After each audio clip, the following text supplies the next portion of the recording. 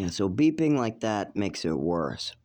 If I have cold like I am now, my nervous system feels like I'm getting tased. And beeping goes like that, I can't talk. I have a lot of difficulty talking. My nervous system has been messed up for 25 years and I've never been allowed to get medical care still to this day. You might be asking yourself, why? Just go into the hospital. Oh, I've done that. I've begged and begged in the hospital, and they've seen me bloodied on the side of the road more times than I can count. I've been left on the side of the road to get bloodied up. And let's say I go to the hospital, I try to fill out for a ambulance bracelet. That's where if I have a seizure on the side of the road, the ambulance bracelet goes off. Now that costs quite a bit of money for my state insurance. But if my father's going around telling everybody it's a red herring, no, it's just a fantasy, he's mentally ill, it's a mental illness, I got proof of this, I brought him all these therapists and all these psychiatrists, and my mother did this, and my father did that, and I'm trying to tell them, well, you do realize I was 5 years old, and I was being manipulated. My mother told me that a fat guy was coming down the chimney in December, and I was telling my friends that there's a fat guy coming down my chimney in September. My mother told me that there was a little bunny coming to my house giving me Easter eggs. I was telling other adults how happy I was that the Easter bunny's coming. When my mother said that me just trying to look at a glowing match meant that I was purposely trying to burn her house down and I'm an arsonist, I said, I don't know. She drills it into me, tells me that I am some slave that has to do as she says all the time, even if it's wrong. Yes, constantly. She even had this one where she used to change what she wanted to be called. First, she wanted to be Mrs. Newell. Then she wants to be Mom. Then she wants to be back to Mrs. Newell. Then she wants to be Mother. Then she wants me to call her Ma'am. And she wants me to do it in a royal way. She wants me to go, oh, yes, ma'am. Yes, ma'am. Oh, yes, ma'am. Yes, I will clean your laundry, yes. Oh, ma'am, I'm so sorry. You can whip me in the back, yes. Oh, go get the ruler. I'm a bad boy. Yes, ma'am. Okay, let me put my face right here so you can hit me with the ruler. Oh, my mom tells me that I should do this, so I better do it. Really fucked up rhetoric. Like, for instance, on Halloween.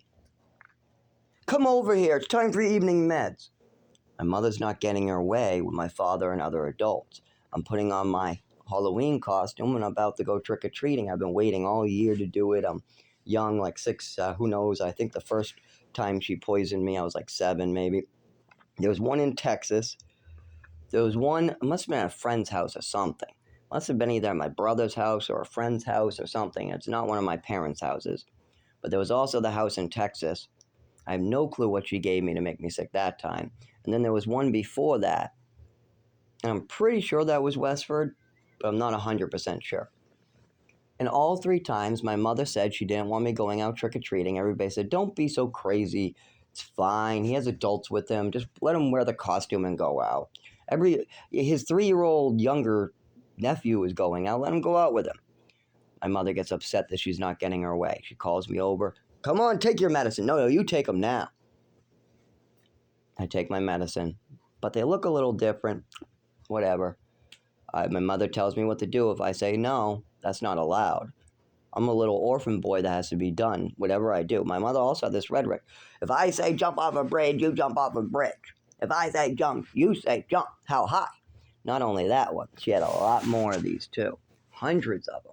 Hundreds. There was even one time where they wanted me to take a wooden fake gun and start marching around the house like a training. Like I'm in boot camp doing exactly what she says. Okay, get on your belly and start crawling. Yeah, crawl on that tile floor. Not only that, in New Mexico, they had me sleeping on a tile floor every night.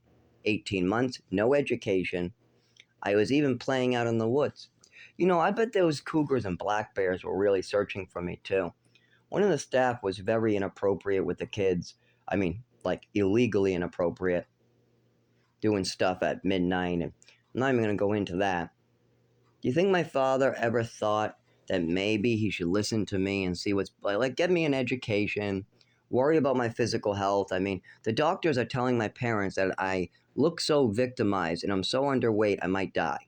So they're forcing me to eat like protein bars, and my father's trying to hide raw eggs in my milk, stuff like that. How about you just stop hitting me and drugging me long enough that I can get my appetite back? That might be a good idea. And all the doctors and teachers want to know something else is going on with your mother. Something else is going on at home. And that was all the way back in Westford when the sudden overdose change happened. And my mother's also bragging about things like, yeah, I gave you extra Epicac, so what? And she's drilling crazy things into my head. I'm confused. I don't understand what the hell's going on. I'm 5, 6 years old.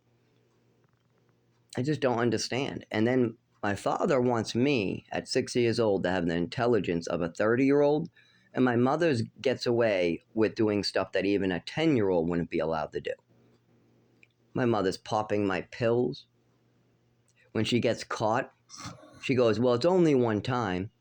And then they blame me, say I'm spying on them. I'm like, no, my pills were going missing. I asked to watch TV, and I wanted to know who was stealing from me, and I found out it was Mom. So I went downstairs, told you, Dad. You went upstairs. She said it was only one time, and then you punished me. And then she would send a message to my older brother by smacking me in the other room with a ruler across the face. The second one that was going to hit me in the face, I had a block with the shoulder. Stuff like this is only the tip of the iceberg. I don't care about the physical abuse. I care about getting healthy now. We might not be able to change the past, but my father can sure make better decisions now. And if my father made a better decision to handle this shit last year, the year before that, at age 7, 8, 9, 10, 11, 12, 13, 14, 15, 16, 17, 18, 19, 20, 21, 22, 23, 24, 25, 26, 27, 28, 29, 30, 31. If my father decided that he wanted to take responsibility or listen to his daughter, who's almost old enough to retire, and she once had government clearance, and she's always been honest, truthful to him. She heard that, oh my God, your wife is hurting this kid in some way, and she made this clear. But of course, as soon as I leave the room, everything changes, because now they can just do whatever they want. Same thing happens, I bet, now. I bet Valerie or my other family members talk to him. My father and his new wife probably humors them, and then as soon as they leave, they turn around and go, we're not doing that. So that's a very common occurrence, but I don't really know. All I do know is my father and mother are responsible for what's going on with my health for the last 25 years, and it does not feel good today. And every year I wait to get medical care, well, I'm not actually waiting. I'm doing everything that could possibly done. But every year that my father waits to take responsibility for his and his wife's actions, I get a little worse. And some of this damage might not be able to be undone if my father keeps on trying to. See, he's at 88 years old. He hopes that he can die and avoid responsibility before I die. Or he can just hide the problems or ignore it. So I have to die for a system that's broken, a crazy mother, a father with too much money, and he'll go, oh, it all got cleared out at 18. No medical records go past 18. Not only that, I spent so much money on getting him better. He's lying. And he got a great education. All three are complete lies. Absolutely. I'm missing 4 years of my education that I never got. They also, when it was time for me to catch up on my education, they decided to call me retarded and put it on the Social Security list. Or whatever, slow, retarded, whatever. When really I'm missing 4 goddamn years of education. Okay. Well, how about the other statements? Are they true? Absolutely not. I can't talk right now. I was going to give you the other 2 examples, but I'm going to have to break this up. I'll try to do it later or just do a different video. I'll do my best to explain what's going on. You know, watch out for the victim blaming, double talk, and what they call, oh God, nervous system. I had the word. Gobbledygook. I've been saying gobbledygook for weeks now since I watched the video explaining double talk, gobbledygook, and victim blaming, things like that, and how the presidency is using these things to manipulate people, whatever. But I sure hear a lot of it from people who are trying to profit or make their lives easy. But here's a big one that you should keep in mind. Don't try to make your life easy. Ask God for strength or try to give yourself strength. Because if you try to make your life easy, a lot of the time you end up hurting other people and you have to continue doing harm to continue making your life easy. Meanwhile, if you ask for strength, your life gets easy because you're stronger. You could be stronger because you're working with your family. You could be stronger because you're working with your son. You could be stronger because God's on your side. You could be stronger because you're doing the right thing. But trying to make your life easy by killing off somebody else is terrible. My father's like, well, I'm 88. Do I not deserve my retirement? No, I never said anything about it, but how about my retirement? If you want to make your life easy at 88 and you make my life hard at age 7 to 31 and I die at the age of 33, who's really making each other's life hard?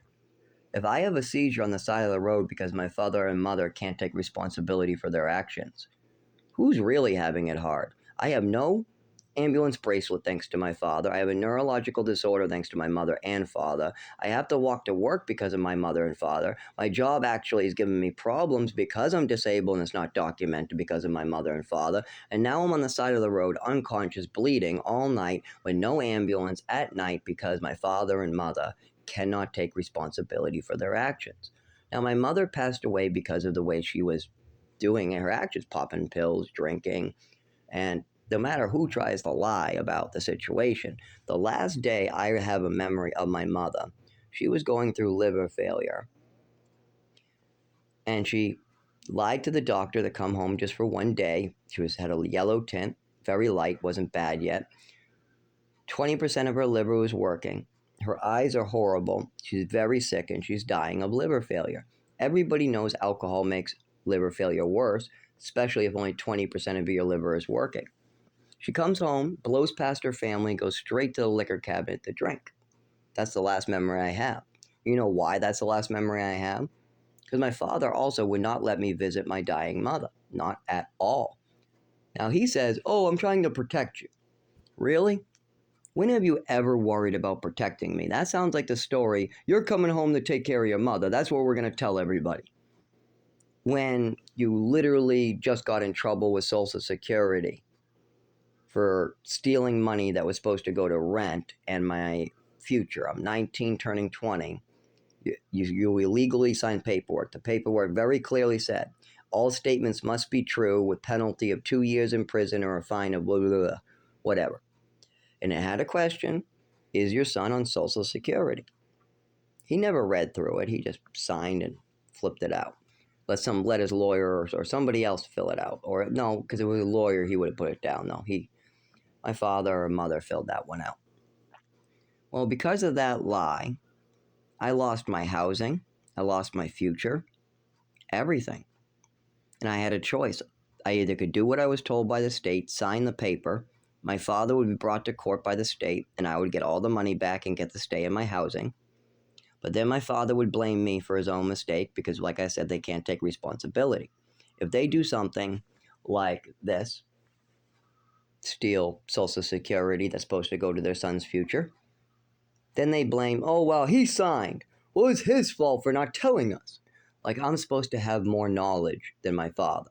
Like somehow a 7-year-old boy or a 19-year-old man is supposed to somehow know more about life than a 63-year-old woman or a 70-year-old man. I'm somehow supposed to know way more. I'm supposed to have more experience. But then, when it comes to me taking responsibility, I take responsibility for my drug abuse and get sober. I take responsibility for stealing coins because I'm smoking and I'm addicted to cigarettes. I take responsibility for things that aren't even my responsibility to take just because my mother and father are trying to convince me to do it. What I find out later actually is a real bothersome mental illness. Apparently, I was taught by my mother and father to take responsibility for other people's problems. Like if somebody tries to blame me, like if somebody let's say somebody's running down the sidewalk. They bump into me, knock me over, and they drop their thing in their hand. They're running through the streets crazy. They bump into me. I get knocked over. They drop the glass. It cuts my arm. Then they go, "You motherfucker, you were in my way. It's all your fault." Back before I was able to get therapy and realize what my mother and father was doing to me, I would say, "I'm so sorry. I'm so sorry you cut my arm with that ball you were running with crazily. I'm so sorry I was in your way." Why? Because that's what I was taught to do. If my mother and father did something wrong, I was the one who was supposed to apologize and get punished. Just like when my mother was popping Vicodin that wasn't prescribed to her. Just like the other meds she never got caught for popping. I can't speak about it because it's all my fault my mother has a problem. Like when my mother had to go to therapy, she said very clearly, it's all his fault. When my mother was drinking a bottle in the basement, or day drinking, or I wasn't home for those 5 days. I just came on the weekend, and all of a sudden, "You drank the liquor in the basement." What? No, I didn't. But years later, I fucking did. You better believe it. You spent 2 weeks making me cry at the age of like 13, 14 years old. I have no idea what you're fucking talking about. Then my mother goes, "He did it." Okay, I did it. No, he did it. Okay, I did it. What the hell's going on? Why are you doing that to a child? Or like when my mother was drunk, couldn't control her anger, and almost took my eye out with a shoe. Of course, I told the therapist and the people about that, and my mother goes, "That never happened." So then I have to pull out a recorder and go, "Really? Let's talk about the day. Let's see who's really lying. You say I'm a liar. I say you're a liar. Well, guess what? I recorded that day." I'm bluffing my mother, and it's very clear. She goes, "How dare you? No, you're not allowed to play that recording. No. I forbid you from playing that recording. And if I say you forbid it, then I forbid it. You'll get it if you play it. You'll get it." Yelling at me right in front of these other people like that. And then she will. If I tried to play a recording when she said that, as soon as any workers or anybody left, she would have gave it to me one way or another. She liked to put pills in me is her favorite. Make up a story and get me slowed down with drugs I don't need. She even tried to drug me with Zyprexa to make me look schizophrenic. And there's a whole, I can go over the whole way she did that. It's really fucked up. And I processed it. But now I got new stuff to process with my father. He's creating new mistakes. Hopefully tomorrow, I mean, he can't even make a phone call to anybody that handles stuff. So I'll try to call him. He'll probably hang up, yell at me, say he's too busy having fun in Florida. Just die someplace already is basically what he's saying.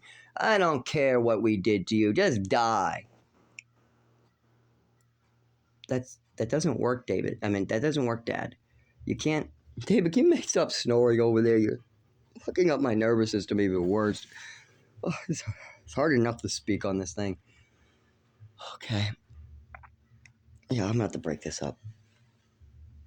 I can't even talk right now. It's too cold in here, and after 25 years, of course, it's worse. I mean, all I'm asking for is my life back. That's it. I don't want to live in some dead woman's fantasy for the rest of my life. I mean, come on. I mean, at her funeral, people came up to me and go, "How could you be crying for her after what she did to you? The Wicked Witch is dead." Yeah, but I'm still in freaking Oz here. I'm still living in dirt and dead on the poppy flowers. And nobody's woken me up out of the poppy flowers with snow yet. And I haven't got the tornado back to, or I haven't clicked the slippers together back out of my mother's fucking shit. Why? Because my father hasn't given me the goddamn slippers. I'm just walking through Oz getting hurt, drugged, and hurt. And that's not the best analogy. I'm not doing so well. It'll get better, though, as soon as I turn on this heater and eat some hot food, I think. There's no way I'd be walking out in this right now. Not with my nervous system like this. The mold affects me on top of it, too, so I got my father originally doing the damage, and then I got rich assholes falling apart apartments. I have nothing. I mean, we got 3 floors of damages over 10 years old, and he's continuously trying to get the tenants to pay for outside hole, rusty pipes, things that, the guys upstairs flooded the floor, so that somehow did it.